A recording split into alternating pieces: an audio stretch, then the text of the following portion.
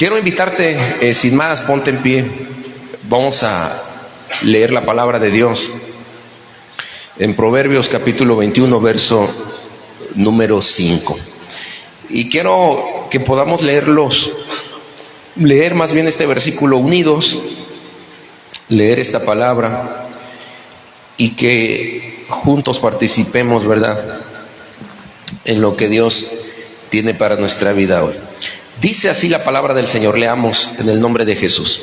Los pensamientos del diligente ciertamente tienden a la abundancia, mas todo el que se apresura alocadamente, de cierto va a la pobreza. Oremos. Señor, estamos listos para escuchar tu palabra.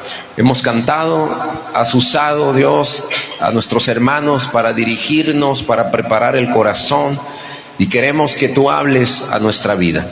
Que hoy la palabra pueda ser, Dios, transmitida de una manera eficiente, y que tu nombre sea exaltado a través de lo que estarás haciendo, mientras cada uno de los hermanos que son expuestos a esta palabra y también en la transmisión, quienes sean expuestos a la palabra, puedan recibir de ti, Dios, esa bendición y esa transformación que solo tú puedes darnos. Gracias te damos en el nombre de Jesús. Amén. Ocupa tu lugar, por favor.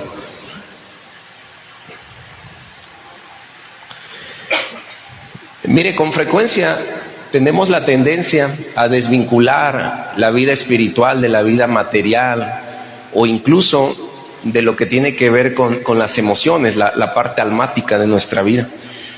Pero somos seres trinitarios que no podemos pensar que lo que hacemos en lo material no va a tener un efecto espiritual o viceversa.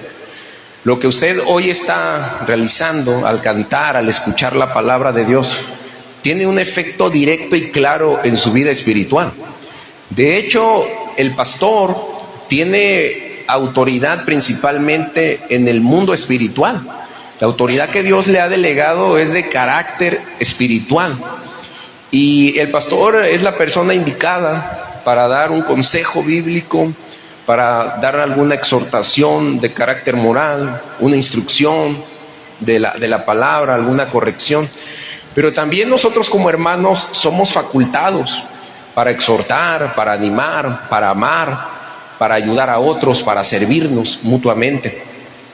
Esta desvinculación nos lleva a nosotros a actuar en muchas ocasiones y en muchos sentidos de manera local. El texto habla que hay ocasiones, hay situaciones en donde como personas, como creyentes, estamos actuando de una manera no solamente equivocada, sino alocadamente. Hay muchas afirmaciones de este tipo de hombres que Dios había llamado al servicio, que Dios tenía un alto propósito para ellos, pero que comenzaron ellos a actuar de una forma indebida. Y el día de hoy, a la luz de este consejo, es una perla de sabiduría, este proverbio, como todos los proverbios.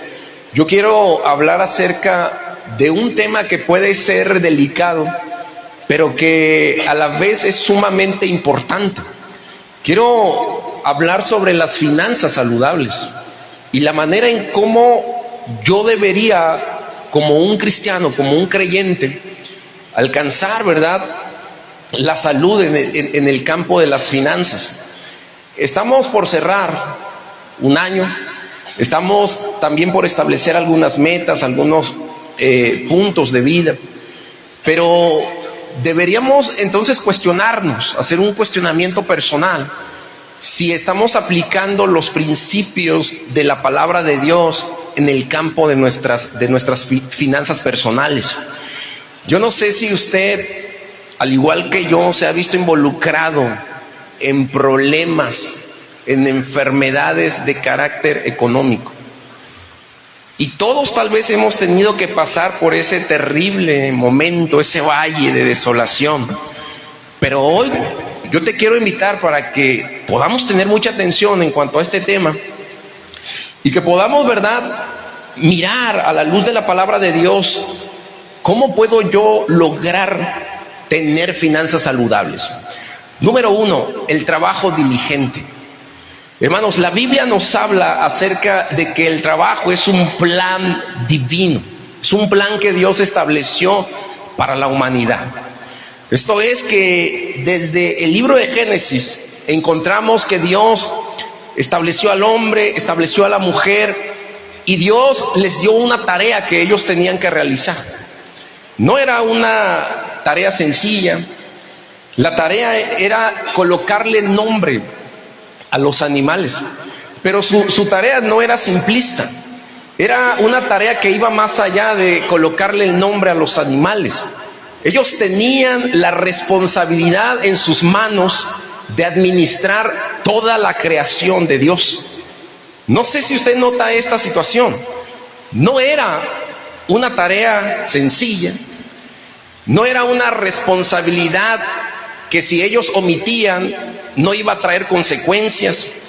La tarea que Dios les estaba delegando era la de administrar una propiedad que no les pertenecía. La Biblia habla recurrentemente que somos mayordomos, y este es un principio que no deberíamos desatender como cristianos, porque nada de lo que tenemos es nuestro. El Salmo capítulo 24 versículo 1 da testimonio de ello. Todas las cosas le pertenecen a Dios, y lo único que nosotros hacemos es administrar, y somos responsables de ser fieles administradores de la responsabilidad que Dios ha colocado en nuestras manos. Génesis capítulo 3 verso 17 al 19 habla acerca del pecado que Adán y Eva cometieron y de la maldición que Dios estableció sobre la tierra.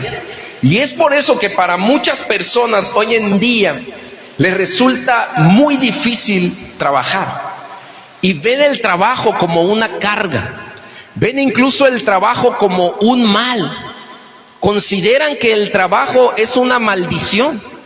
Pero en realidad Dios, al maldecir la tierra, no estaba maldiciendo la tarea o el trabajo, sino que Dios estaba estableciendo que a través del pecado que ellos habían cometido, este pecado iba a traer una terrible consecuencia, y es que ahora ellos iban a trabajar y le iban a poner un mayor esfuerzo al trabajo. Y por eso el texto dice: con el sudor de tu frente ahora vas a labrar la tierra. Le iba a costar más trabajo a Adán trabajar. Es por eso que ahora, viviendo en este mundo caído, tenemos, ¿verdad?, que esforzarnos el doble, a veces el triple, y pareciera que a pesar de que ponemos todo de nuestra parte, sencillamente no obtenemos los resultados que deseamos. Pero usted debe tener esta consideración en mente, que si somos administradores, si somos buenos administradores de Dios, es Dios quien va a suplir nuestras necesidades. Es Dios quien va a mostrar su fidelidad hacia nosotros. Es Dios quien va a reflejar la honra en nuestra vida. Porque cuando honramos y somos fieles a Dios, Dios sabe honrar nuestra fidelidad y nuestro esfuerzo, porque Dios no nos desampara. David, al escribir un salmo, declara: no he visto justo desamparado, ni su simiente que mendigue pan. Así que para tener, hermanos, finanzas saludables, lo que tenemos que hacer es trabajar con diligencia, con esmero, con esfuerzo. No te desanimes en el trabajo. Dios habrá de proveer y de suplir las necesidades. Que no somos nosotros los que oramos cada día: el pan de cada día, Señor, bendícelo. Y Dios ha sido fiel. Dios nos ha bendecido, nos ha provisto, nos ha dado. Les he contado, ¿verdad?, ahora que fui a Monterrey y yo decía: ¿y qué voy a comer? Y algunos hermanos también me preguntaban: hermano, ¿y qué va a comer? ¿Cómo le va a hacer allá? Y cuando regresé, la impresión de más de uno de los hermanos es: ¿qué tanto comió allá, hermano? Comió bien. Y la verdad, comí muy bien allá. Hubo comida, fui bendecido, hubo abundancia de pan. Y Dios entonces bendice el trabajo diligente. La Biblia señala, hermanos, en el Éxodo, capítulo 20, verso 15. Uno de los mandamientos es no robarás. Así que debemos trabajar con diligencia para no robar. Y debemos tener, ¿verdad?, mucha consideración en cuanto a este mandamiento. Es posible que usted de forma no consciente pueda estar robando tiempo que es indispensable y que es un tiempo que usted debería invertir para el trabajo diligente. Es posible también que sin darse cuenta usted se sume, ¿verdad?, al pensamiento de muchas personas, en donde decide dejar pasar las horas, ¿verdad?, de su trabajo, en donde usted debería estar trabajando dedicada y esforzadamente, pero usted solo está matando el tiempo. Es común ver, ¿verdad?, que haya juegos instalados en los dispositivos, en las computadoras de aquellos que trabajan, sobre todo en el gobierno, y estén jugando, cuando en realidad deberían estar trabajando diligentemente, y al final se dan cuenta que no están alcanzando los resultados y se quejan diciendo que el tiempo no les está alcanzando. Segunda carta a los Tesalonicenses, capítulo 3, verso 10, el apóstol Pablo señala: si alguno no quiere trabajar, tampoco coma.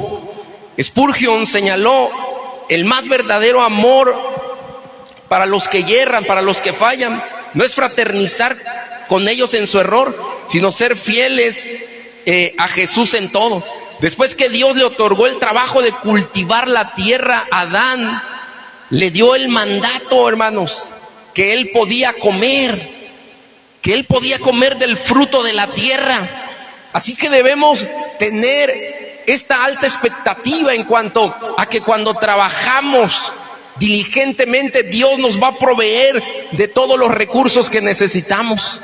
Dios creó todas las cosas. Dios le dijo lo que tenía que hacer a Adán, y después de que le asignó la responsabilidad y el trabajo que tenía que hacer, ahora sí le dijo que tenía que comer, y que él podía comer de cualquiera de los frutos, a excepción de uno de ellos. Pero Dios le dio esa libertad. Así que el trabajo, hermanos, es contrario a la pereza.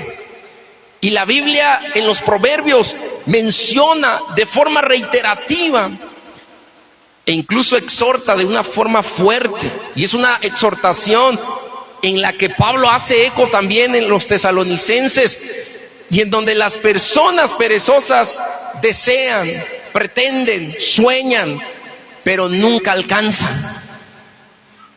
Las hormigas tienen mucho que enseñarnos en cuanto al trabajo diligente. Las hormigas, no teniendo un gobernador, un capitán, un jefe, se organizan y trabajan, y saben también administrar de forma adecuada para los tiempos malos.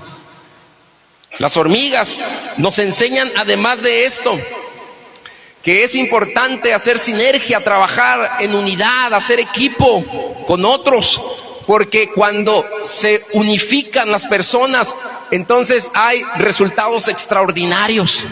Pero a veces nos cuesta trabajo, querida iglesia, trabajar en equipo. El trabajo entonces debe ser la marca distintiva del cristiano que ama a Dios. Y yo sé que usted ama a Dios. Yo sé que usted es temeroso al Señor y que camina en ese temor al Señor. Debemos entonces distinguirnos por ser personas de trabajo. A veces tenemos una etiqueta equivocada y dicen: es que los cristianos van a la iglesia el domingo porque no tienen nada que hacer. Yo te pregunto abiertamente: ¿no tienes nada que hacer en tu casa? ¿Por qué estás aquí? Hermano, tenemos una lista de actividades. Lo que quisiéramos es que alguien nos ayudara. Y entonces la gente dice: es que ellos están allá porque ni siquiera trabajan, muchos de ellos. Pero Dios conoce todas las cosas. Jesús llamó a personas ocupadas, a personas que estaban trabajando. Cuando llamó a aquellos pescadores, a Pedro, a su hermano, estaban trabajando, estaban desarrollando su oficio. Y Dios llamó de entre el lugar de los tributos a un hombre que también estaba trabajando de forma ilícita, pero al final estaba trabajando también. Entonces Dios llama a personas que trabajan, personas que están dispuestas a trabajar con diligencia, no a perezosos. Abiertamente te digo también esto, que incluso a los perezosos, a los flojos, ni el diablo les pone atención. Dios quiere llamar a personas de trabajo, personas dedicadas, esforzadas en la tarea que realizan. La Biblia nos habla, hermanos, acerca de oficios y de tareas que los hombres desarrollaron a lo largo del tiempo. El mismo apóstol Pablo en el libro de Hechos, capítulo 18, verso 1 al 4, habla sobre esto. Y como era del mismo oficio, se quedó con ellos y trabajaban juntos, pues el oficio de ellos era hacer tiendas. Y discutía en la sinagoga todos los días de reposo y persuadía a judíos y a griegos. Hubo un momento, y eso lo quiero enfatizar, en el que Pablo tuvo que trabajar, se vio en la necesidad. No todo el ministerio de Pablo fue un ministerio en donde no trabajó. En algún momento de su vida tuvo que desarrollar un ministerio bivocacional. Trabajaba y servía en la obra de Dios. En otros momentos en su ministerio estuvo a tiempo completo en el servicio de la obra de Dios. Pero Pablo, al igual que los demás discípulos, eran personas de trabajo, diligentes. Y estoy seguro también que los hermanos que se congregan en esta iglesia, que usted, amado hermano, que es parte de la familia de Cristo, usted también es un hombre y una mujer trabajadora, alguien que se esfuerza con diligencia para poder llevar lo mejor a su hogar, para poder ser un canal de bendición en su familia. Y eso Dios lo está viendo, no pasa desapercibido. Y cuando administramos de forma correcta y trabajamos con diligencia, entonces nuestras finanzas van a ser finanzas saludables. Así que no te desanimes. Yo te quiero hacer una pregunta también. ¿Cuántas veces has dicho, hoy no quiero ir a trabajar? No me quiero levantar, no quiero llegar a mi lugar de trabajo. ¿Cuántas veces te has sentido así? Como queriendo tirar la toalla. Pero siempre habrá una razón o muchas razones fundamentales que te ayuden a levantarte de ese momento, de esa situación. Si queremos tener finanzas saludables, tenemos entonces que practicar el ahorro. Y tenemos que aprender a practicar el ahorro desde la perspectiva bíblica. Hermanos, la hormiga se prepara para el verano. En el verano la hormiga prepara su comida. Y además recoge la hormiga en el tiempo adecuado, esto es, en el tiempo de la siega. Este pequeño animal tiene mucha sabiduría. Prepara, recoge. Y entonces la hormiga no se preocupa por el mañana, porque sabe que tiene lo necesario, ha ahorrado, se ha previsto, ha guardado para el momento malo. La Biblia nos habla entonces que también nosotros como cristianos no deberíamos preocuparnos por el día de mañana. No debería existir esa preocupación, ese sentido de preocupación en nuestra vida si trabajamos con diligencia y si aprendemos a ahorrar. Y tal vez más de uno me pueda mirar y decir, hermano, lo que usted está predicando esta mañana, esta tarde, es como un sueño irrealizable, se le llama utopía. Porque ¿quién puede ahorrar con los salarios que recibimos? ¿Quién pudiera tener un ahorro o un fondo de prevención con el recurso que llega a mis manos? Hermano, no está usted para saberlo, ni yo para contarlo, pero así como llega el dinero a mis manos, se me va como agua. Y ahora usted está tratando de hablar o decir que necesitamos, para tener finanzas saludables, practicar el ahorro. Y es que el grave problema está muchas veces, hermanos, en el hecho de que nosotros actuamos conforme el sistema establecido por este mundo, por la tierra. Y a veces tenemos una idea equivocada en cuanto al hecho de decir y de afirmar que vamos a ahorrar dinero cuando ganemos determinada cantidad. Si ganas 5,000 en un mes, dices cuando gane 8,000. Y entonces la situación es que entre más dinero tú vas generando, te das cuenta que más dinero vas gastando. Entonces el tema del ahorro no tiene que ver con la cantidad de recursos que pueda venir a tus manos, sino con la situación, hermanos, de aplicar los principios bíblicos en cuanto a este tema. Mire, Proverbios 21:20 dice: tesoro precioso y aceite hay en la casa del sabio, mas el hombre insensato todo lo disipa. En la Biblia encontramos un ejemplo claro de un hombre insensato, y es el hijo pródigo. Pidió la herencia, se fue, despilfarró en vicios, hizo lo que quiso, vivió su vida y finalmente estuvo realizando un trabajo que para un judío era un trabajo denigrable. Tuvo que estar alimentando cerdos, despilfarró, se gastó el dinero, un dinero que ni siquiera él merecía recibir en ese momento. Su padre estaba vivo, le dieron la herencia y fue e hizo lo que quiso de su vida. Pero teniendo ese dinero, él pudo ahorrar, él pudo guardar, prever para el momento malo. Pero la Biblia señala, ¿verdad?, que los insensatos, los que actúan de forma insensata o alocadamente, no van a guardar para estos días malos. Hermanos, no son pocos los creyentes que van aplicando una administración no correcta de los recursos. Y no quiero decir que el que va a ahorrar es al que le sobre, no, sino que de lo que nosotros vamos recibiendo, debemos aprender a vivir bajo un presupuesto, a presupuestar lo que tenemos, lo que recibimos, lo que gastamos. Muchos creyentes comienzan a tener una vida espiritual decadente porque comienzan a ser afectados en el manejo de sus recursos financieros. Y luego tenemos un pasaje en Filipenses 4:13. ¿Cómo dice? A ver, diga conmigo, ¿cómo dice Filipenses 4:13? ¿Cómo dice? A ver, toda la iglesia.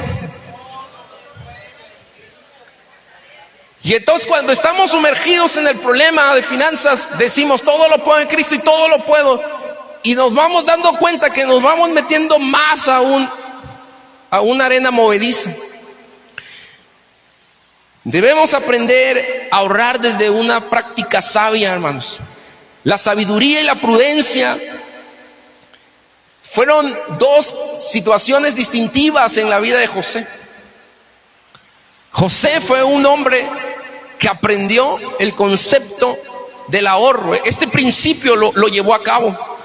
Este hombre tuvo un mal momento, hermanos.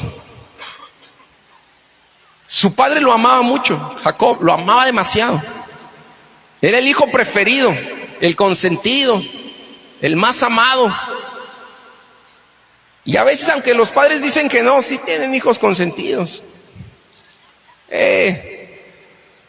La verdad que sí.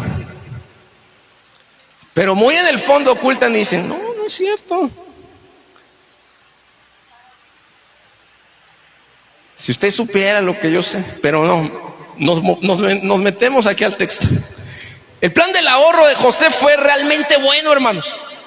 Si usted quiere aprender sobre un plan de ahorro efectivo, Génesis capítulo 41 al capítulo 47 nos va a enseñar la manera en cómo ahorrar en los tiempos de abundancia. José tuvo un sueño en donde miró siete vacas gordas, 7 vacas flacas, y estas representaban 14 años, 7 años de abundancia y 7 años de escasez. Incluso es un dicho, ¿verdad?, que utilizamos como personas, los tiempos de vacas flacas o los tiempos de vacas gordas. Y José interpretó, fue un hombre que fue entendido a los tiempos. Hermano, ¿cuánta necesidad tenemos de Dios? Y hoy podemos pedirle a Él que nos ayude a ser hombres y mujeres entendidos en los tiempos, porque habrá tiempos de abundancia, tiempos buenos, pero también habrá momentos de escasez, de necesidad, tiempos en donde las vacas estén flacas. Pero si hemos aprendido a vivir bajo un presupuesto, a trabajar con diligencia, a ahorrar con sabiduría y a administrar de forma fiel, entonces esos años, esos momentos, esos tiempos de vacas flacas, podremos nosotros enfrentarlos de la mejor manera. Si bien es cierto que el dinero no resuelve todos los problemas, si bien es cierto también que el dinero se puede acabar en una enfermedad, si bien es cierto el dinero se puede acabar en algún desastre, si bien es cierto el dinero se puede esfumar de un día para otro, y nuestra confianza y nuestra esperanza no debe estar depositada en el dinero, sino en el proveedor de los recursos materiales y económicos, en el proveedor del dinero, que es Dios. Nuestra esperanza y nuestra confianza debe estar depositada, hermanos, en aquel que es dueño del oro y de la plata, en aquel que nos da lo necesario y mucho más de lo necesario para la gloria de su nombre. Pero a veces, de forma equivocada, nuestra confianza y nuestra esperanza está en el dinero o en el hecho de ganar más, cuando la realidad de las cosas es que nuestra esperanza, nuestra confianza siempre, absolutamente siempre, debe estar depositada en Dios, porque Dios es el que provee en todo momento. Sin embargo, tampoco debemos nosotros desatendernos y decir: son tiempos de vacas gordas, bien cachetonas, y voy a hacer lo que yo quiera.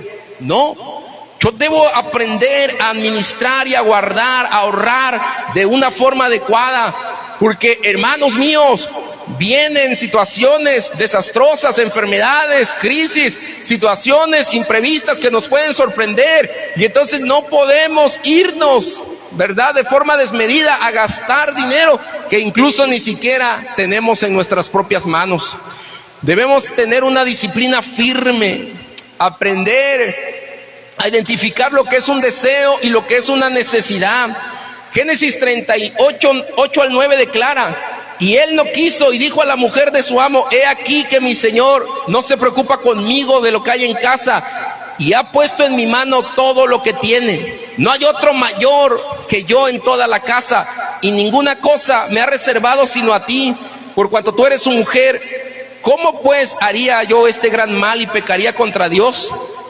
José era un hombre disciplinado, tenía una disciplina fuerte, un hombre que recibió la confianza de su amo para administrar todo, e incluso su amo le tenía tanta confianza que puso en sus manos la vida de su mujer.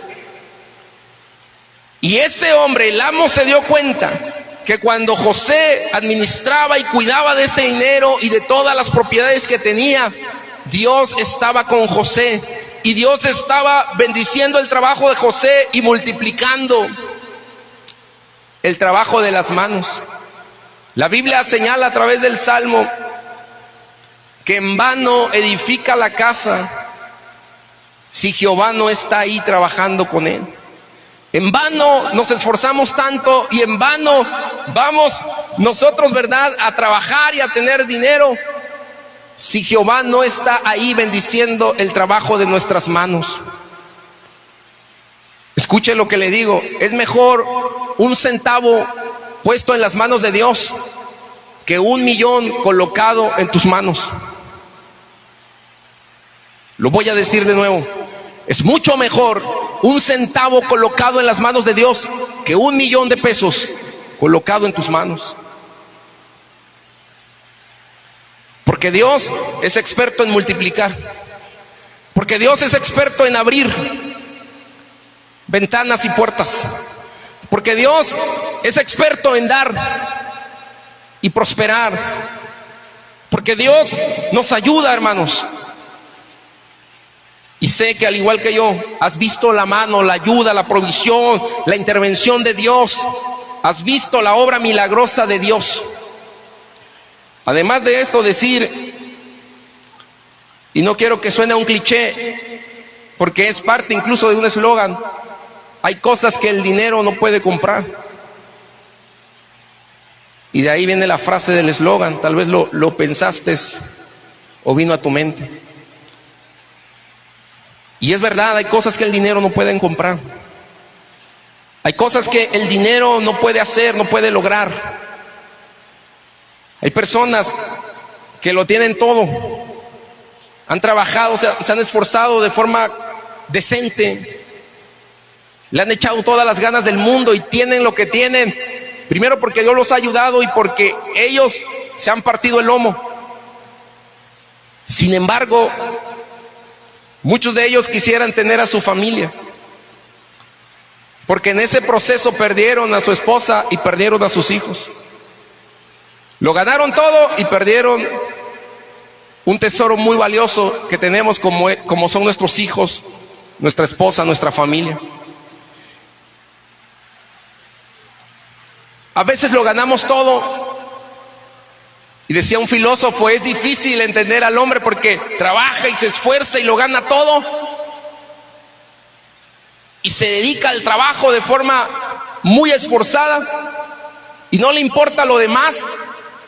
Y después, cuando lo alcanzó todo, cuando llegó a la cima, tiene que usar todo ese dinero para curarse, porque en el proceso perdió su salud. Ganó mucho dinero, pero a costa de su propia salud. Hay quienes han caído en una situación difícil por la adicción al trabajo, porque el trabajo también es una forma adictiva. Y entonces, podemos tenerlo todo, pero podemos perder lo que no se puede comprar con dinero. Por eso Jesús dijo, ¿de qué le sirve al hombre ganarlo todo si perdiere su vida?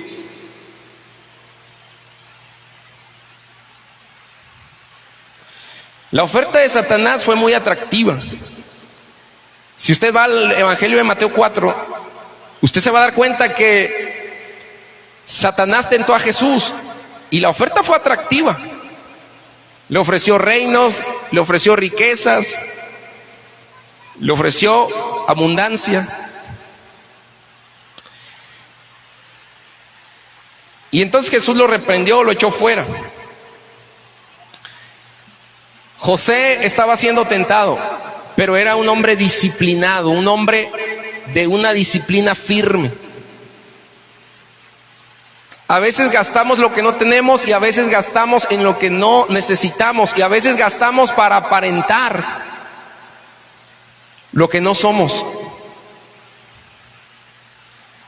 Y debemos tener cuidado con eso. Debemos reflejar lo que somos. Debemos saber que cuando aprendemos el principio del ahorro, hermanos, y cuando aprendemos a identificar una necesidad de un deseo, y cuando aprendemos a trabajar y a vivir bajo un presupuesto, eso nos va a ayudar muchísimo. Mire, ¿cuántos deseos usted tiene en su corazón en cuanto al mundo material? Vivimos en un mundo materialista, económico. Y a veces, note usted mi ejemplo, he querido comprar una tablet de determinadas características, manzanita, etcétera. Pero a veces han tenido que pasar 2 o 3 años para que yo pueda hacer eso. Porque aquí viene el tercer consejo: evite la deuda si quiere tener finanzas saludables. Nos endeudamos, vamos a un lugar, vamos a otro y nos endeudamos terriblemente. Evite el endeudamiento en su vida, porque se vuelve un esclavo del acreedor. Y entonces aprenda a vivir con lo que Dios le ha dado y no reniegue. Sea agradecido, glorifique y crea que en el momento y en el tiempo de Dios, Dios le habrá de dar. Cuestionándome en mi ejemplo, Yo decía, quiero esta máquina, esta tablet de tales características, porque voy a salir a predicar con esta tablet, porque la voy a ocupar. Pero era una tablet tan inteligente que ni siquiera yo le entendía al 80% de su funcionamiento. Pero en mi corazón estaba ese deseo, ese anhelo. Y entonces decidí comprar una de un menor precio, que no tenía una manzana. Y si tanto queremos, le dije a Are, le imprimo la manzana y se la pego atrás. Me era funcional, me servía para lo que yo quería. Pero entonces yo empecé a tener el deseo de querer algo más. ¿Se da cuenta? Necesidad y deseo. Teléfonos igual. ¿Para qué quieres un celular tan inteligente? Le digo a Are, ¿para qué quiero un celular tan inteligente? Para que al rato se burle de mí el celular y sea más inteligente que yo. ¿Para qué lo necesito? ¿Para qué lo requiero? Tal vez usted ve a un hermano de una edad avanzada, de la tercera edad, y dice, ay, mi abuelo, ay, fulano de tal, trae un cacahuatito, un celular que ni se conecta a internet, pero él para qué quiere si tal vez ni siquiera sabe usarlo. Necesidad y deseo. Le pregunté a un amigo, ¿qué computadora me recomiendas comprar? Un ingeniero, y se dedica a vender, y me dijo, nada más porque soy tu amigo, me dijo, te voy a decir. Y me sacó un catálogo, dice, yo te ofrecería esta, la de mayor precio. Y me dijo, pero ¿qué es lo que tú necesitas? ¿Qué requieres hacer en esa máquina? Y entonces yo debo aprender a identificar cuál es mi necesidad y cuál es el deseo que yo tengo. Y entonces me voy de boca. ¿Por qué predicar un mensaje así en este momento? Porque se viene el buen fin. Tu buen fin va a ser un mal fin. Si no aprendes los principios de la palabra en cuanto a las finanzas saludables, no te endeudes, no lo hagas, porque al rato espiritualmente vas a comenzar a menguar. El dinero y la forma de manejar el dinero refleja en mucho sentido lo que hay en nuestro corazón y también dice mucho de lo que somos espiritualmente.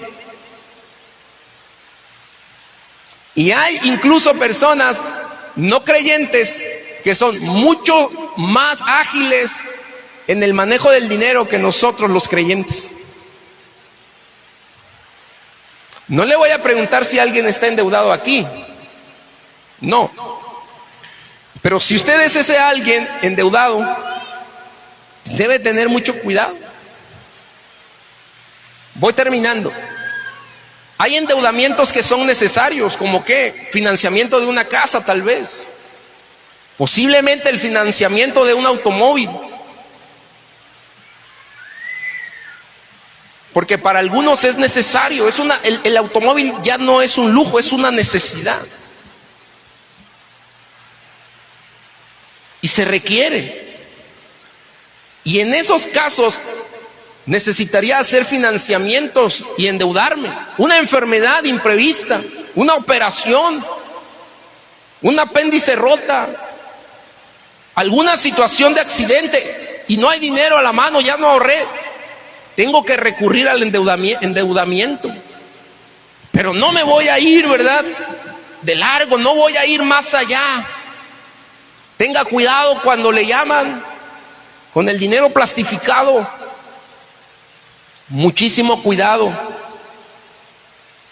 ¿Y esto qué tiene que ver con la iglesia? Porque al rato muchos, al endeudarse, dejan de venir a la iglesia porque están teniendo que hacer jornadas de trabajo doble y triple,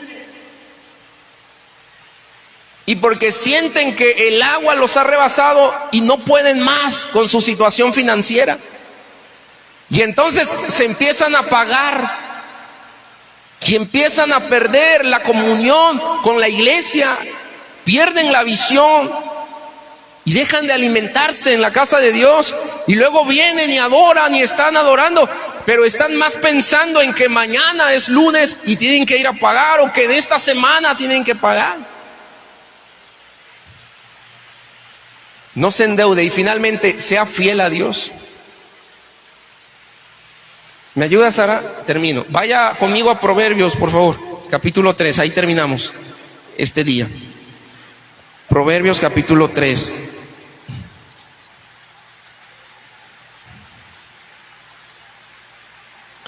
Verso 8 y 9. 9 y 10, perdón. Honra a Jehová con tus bienes y con las primicias de tus frutos, y serán llenos tus graneros con abundancia, y tus lagares rebosarán de mosto. El auténtico evangelio te dice: da a Dios por gratitud. El auténtico evangelio te enseña: da conforme lo que propuso tu corazón. El auténtico evangelio te dice: cuando no tengas, cuando no hay, Dios lo sabe y no das. El auténtico evangelio te dice: nadie te tiene que obligar o persuadir o manipular para que des.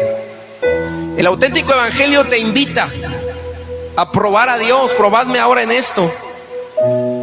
El auténtico evangelio coloca en el corazón de cada persona la respuesta a la petición de Dios. El auténtico evangelio apela a la justicia y apela a la generosidad y a la gratitud del corazón. Pablo dice que conforme somos bendecidos es como damos y honramos a Dios. Así que ten cuidado y mantente alerta con los falsos evangelios que te invitan a dar de una forma desmedida, que te dicen: da esto, da aquello otro, da tu casa, da tu automóvil y Dios te va a bendecir y te va a prosperar, y te quedas absolutamente sin nada. Ese es un tipo de evangelio falso, un evangelio que Dios desaprueba, un evangelio, hermanos, que Dios mira de una forma indiferente. Es un evangelio que a Dios le causa un malestar. El mal llamado evangelio de la prosperidad. Es cierto que Dios quiere bendecir cada área de nuestra vida, así como prospera tu alma, así como prosperas espiritualmente, te quiere bendecir en lo material y en cada área de tu vida emocionalmente. Pero tenemos que aprender, hermanos, a dar bíblicamente, a dar como proponemos en nuestro corazón. Y aunque alguien puede decir: el corazón es engañoso, pero Dios ha colocado un corazón nuevo en nuestra vida. Esto es que damos para Dios, honramos a Dios en la medida en como Dios nos bendice, en la medida en como Dios nos da. Y esta es una forma también en la que nuestras finanzas van a estar saludables. Te hablo en la experiencia personal, porque me he visto muchas veces, en muchas etapas de mi vida, en momentos, hermanos, difíciles, e incluso en situaciones en donde he sido, ¿verdad?, esclavo de acreedores. Pero llegó un momento en donde determiné aprender principios de la palabra de Dios y a decirle a Dios que me enseñara a vivir de una manera correcta. Y Dios me ayudó, Dios me bendijo, Dios me dio. Y sé que también a usted Dios le bendice, le da y le ha ayudado.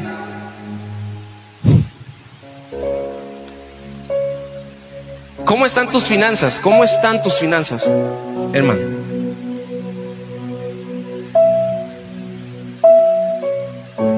¿Cómo se encuentran? ¿Qué te preocupa de tus finanzas?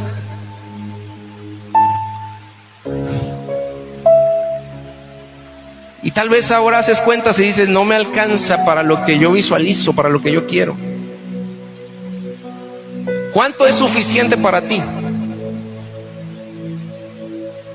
¿Cuánto?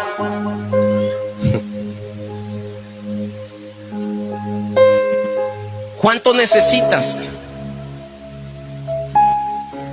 Y fíjate, ese tal vez sea el gran problema de nosotros, que si bien es cierto, debemos estar adecuados a un presupuesto, a números, y los números son fríos, desagradables muchas veces, pero ese presupuesto, ese documento, tenemos que llevarlo a Dios, dárselo a Dios, entregárselo y decirle: aquí está.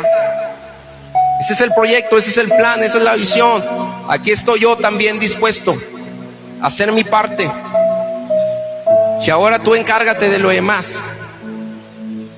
Encárgate de hacer lo que yo no puedo. Lo dije la semana pasada, con unos cuantos peces y panes, Dios hizo mucho, multiplicó. Con una sola nación, Egipto, a través de las manos de José, que supo en la abundancia ahorrar y hacer un buen trabajo de administración, una nación le fue suficiente a Dios para alimentar a todas las naciones que estaban padeciendo hambre. Cuando Elías estaba en el arroyo de Querit, cuando los cuervos lo iban a alimentar, le dijo: levántate. Se secó el arroyo, los cuervos dejaron de ir y le dijo: levántate y ve dónde está la viuda. La viuda tenía un poco de aceite, un poco de harina. Y entonces el hombre de Dios fue, obedeció, la mujer mostró fe, obediencia, y Dios bendijo a esa mujer con un poco de aceite y un poco de harina. Le dijo a Moisés: ¿qué tienes en tus manos? Le dijo: una vara, levántala. Y el mar se abrió en dos. Tírala, la tiró, y la vara se convirtió en una serpiente. Tenía una vara. Esto es que con lo que tenemos, a Dios le es suficiente para hacer lo que a nosotros nos es incapaz lograr o obtener. Finanzas saludables, recuérdalo, hermano, no te endeudes, honra a Dios. Hermano, establece un presupuesto, trabaja con diligencia, sé sabio. Depende de Dios, depende de Él, y Dios te habrá de bendecir en lo que tú necesitas. Ponte en pie, hermano.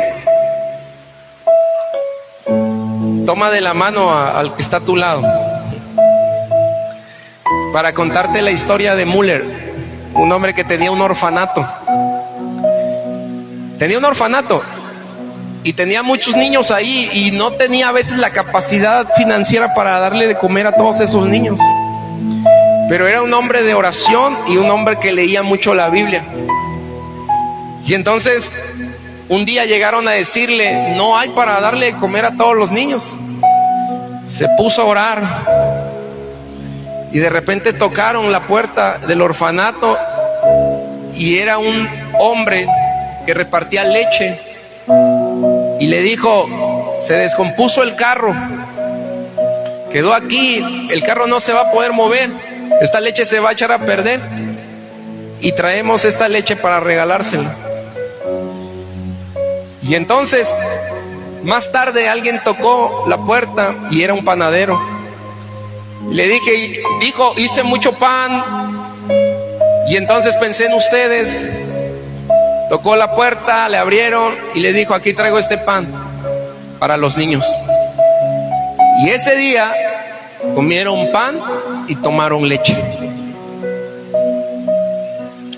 Cuando tú pones lo que haces en las manos de Dios, ten por seguro que Dios no desatiende